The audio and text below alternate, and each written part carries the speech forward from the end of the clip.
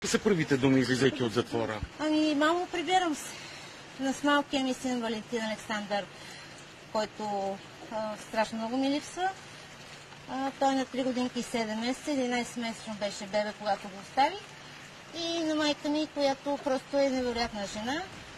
Отивам с нетърпение да ги видя, да ги нацелувам. Все още съм в шок, не мога да повярвам. Все пак това са от 6 години, от 6 годишна присъда, 10 месеца, това е доста голям период. Плюс като съм била от 2018 по арести и така нататък. Вие много пъти искахте да бъдете предсрочно условно освободена. Всяка година аз и мои приятели по принцип са пускали молби за...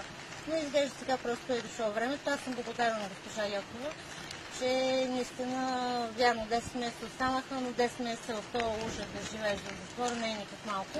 Какъв е ужасът? Кажете ми, моля ви. Голямо е. Казвам ви, всеки, който иска, добре дошъл в или да се видиме.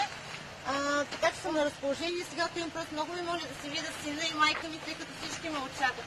Благодаря на всички. От тук нататък на къде? За сега съм семейни. Ще се видим с семейство, с приятели. Работа ще ги търсите ли? Разбира се. Разбрах, сега само ще благодаря на всички вас, ще благодаря на госпожа Йокова. Много ви благодаря, никой не ми е ставал от чадър, нали?